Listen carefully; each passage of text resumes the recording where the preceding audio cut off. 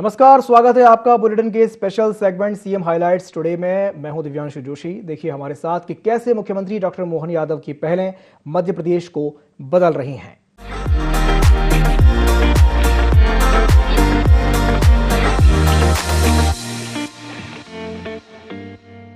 बढ़ते हैं खबर की ओर। राजधानी के बड़े तालाब में आज से 5 दिन की राष्ट्रीय वाटर स्पोर्ट्स प्रतियोगिताएं शुरू हुई हैं। मुख्यमंत्री डॉक्टर मोहन यादव ने प्रतियोगिता का औपचारिक शुभारंभ किया। इस दौरान बड़ा तालाब खिलाड़ियों और दर्शकों के लिए आकर्षण का प्रमुख केंद्र बना हुआ है। इस राष्ट्रीय आयोजन में 8वीं inter state challengers rowing championship और 45वीं जूनियर नेशनल रोइंग चैंपियनशिप शामिल है, जिनमें देश के 23 राज्यों से 500 प्रतिभागी भाग ले रहे हैं। शुभारंभ कार्यक्रम में मुख्यमंत्री डॉक्टर मोहन यादव ने कहा कि रोइंग में मध्य प्रदेश ने कई राष्ट्रीय कीर्तिमान स्थापित किए हैं। वाटर स्पोर्ट्स में प्रदेश का प्रदर्शन लगातार बेहतर हो रहा है और ऐसे आयोजन की मेजबानी करना हमारे लिए गर्व की बात है। उन्होंने कहा कि भोपाल की प्राकृतिक खूबसूरती और बड़े तालाब का वातावरण खिलाड़ियों को विशेष अनुभव देगा।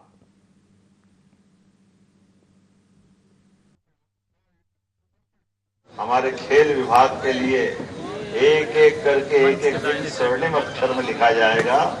इतने प्रकार के खेल, इतने प्रकार की प्रतियोगिता मध्य प्रदेश में चल रही है। माननीय खेल मंत्री जी का भी जोरदार ताली बजाकर अभिनंदन करें।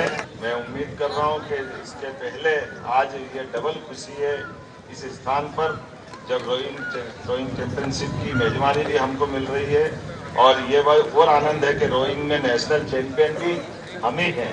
ये हमारे लिए डबल आनंद है।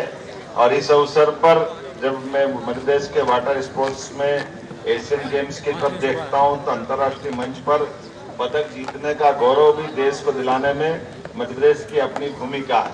मैं इस नाते से मध्य प्रदेश को बधाई देना चाहूंगा। 38वें नेशनल गेम्स, खेलो इंडिया वाटर स्पोर्ट्स फेस्टिवल में भी प्रदेश ने बहुत अच्छी भूमिका अदा की है।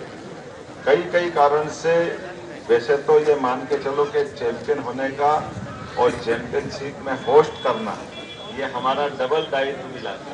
और ऐसे में जब यहाँ ये चैंपियनशिप हो रही है तो मैं उम्मीद कर रहा हूँ कि हमारे खिलाड़ी फिर मध्य प्रदेश को गौरव दिलाएंगे। ये अग्रिम शुभकामना और पूरे देश वालों के लिए मैं अपनी तरफ से मध्य प्रदेश सरकार की ओर से सबका वंदन करता हूँ, अभिनंदन करता हूँ। हम प्रदेश में देश के लिए, सभी के लिए खेले, लेकिन देश का नाम दुनिया के स्तर पे बढ़े, हमारे लिए सौभाग्य की बात है।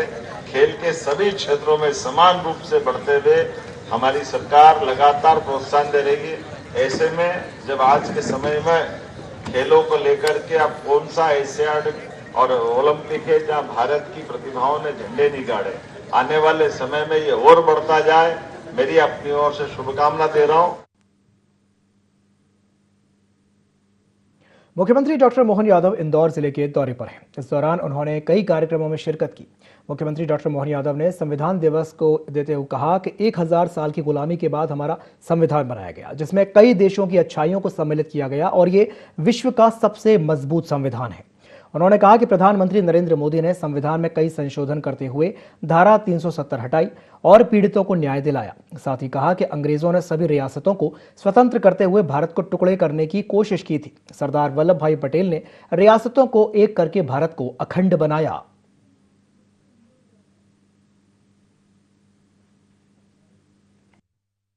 संविधान दिवस की मेरी अपनी ओर से प्रदेशवासियों, देशवासियों को सभी को बधाई।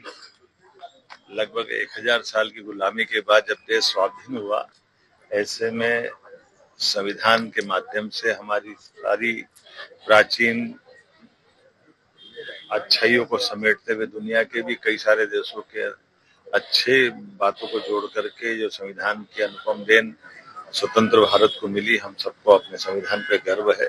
और हमारे लिए यशस्वी प्रधानमंत्री इस मामले में और आदर्श है, जिन्होंने अपनी शपथ के बाद पार्लियामेंट को मंदिर के भाव की तरह लिया और संविधान पर नमन करके हर बार उन्होंने अपनी अगली प्रधानमंत्री कार्यकाल की पारी की शुरुआत करने के साथ संविधान के अनुच्छेद 370, जिसने देश में 40,000 निरपराध भाई बहनों को, पुलिस जवान को, आर्मी जवानों को कश्मीर में शहादत देना पड़ी, ऐसे में इस कठिनाई को भी दूर करने का माननीय मोदी जी ने, सरदार वल्लभ भाई पटेल ने, जिनने हमारी उस भावना के आधार पर जो देश स्वाधीन हुआ, अंग्रेजों ने चालाकी के आधार पर देश के 600 रियासतों को स्वतंत्र करके भारत को फिर टुकड़ों में देखा था। ये सरदार वल्लभ भाई पटेल थे, जिन्हें प्रधानमंत्री रहते हुए गृह मंत्री के नाते से देश की सारी रियासतों का विलीनीकरण करते हुए वर्तमान के राष्ट्र का सशक्त रूप अगर कहीं बनाया तो सरदार वल्लभ भाई पटेल के माध्यम से।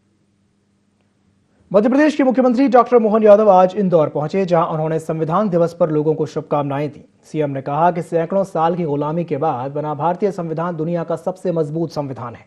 उन्होंने प्रधानमंत्री नरेंद्र मोदी द्वारा किए गए संवैधानिक सुधारों और धारा 370 हटाए जाने को ऐतिहासिक बताया। सीएम डॉक्टर मोहन यादव ने सरदार वल्लभ भाई पटेल की जयंती पर उन्हें नमन करते हुए कहा कि सरदार पटेल ने सभी रियासतों को एकजुट करके अखंड भारत का निर्माण किया। इसके साथ ही मुख्यमंत्री ने भावांतर योजना का जिक्र करते हुए कहा कि पीएम मोदी के नेतृत्व में किसानों को बेहतर मूल्य और फसल बेचने में आसानी हो रही है।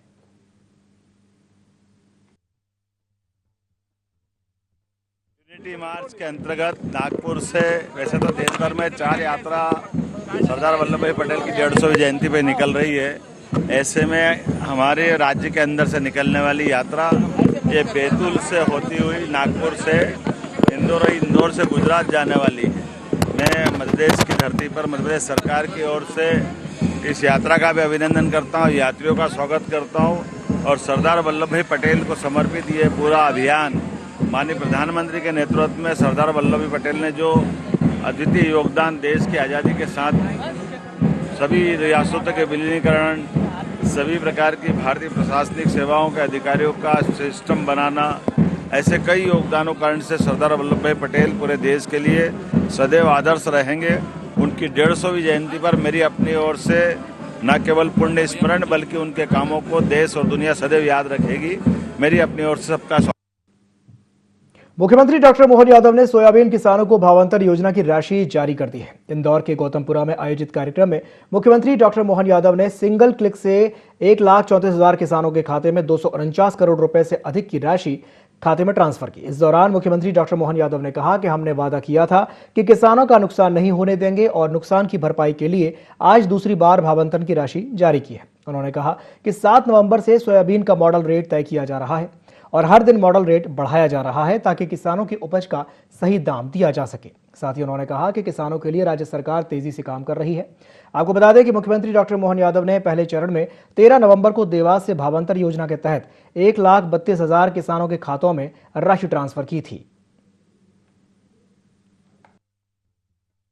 सोयाबीन पे भी इस बार लगभग 500 रुपया आपका बढ़ा एमएसपी पे।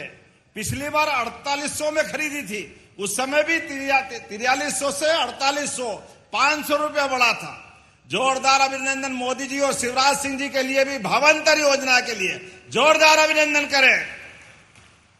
यह हमारी किसानों के प्रति प्रतिबद्धता है। यहां जब मैं राशि डाल रहा हूं 1,34,000 किसानों के खाते में, दोबारा बोलूंगा कितने बताए, 1,34,000। एक घर में 5 आदमी मिला लो तो 5 लाख लोगों को 249 करोड़ की राशि पहुंच रही है। जोरदार ताली बजा करके अभिनंदन करो।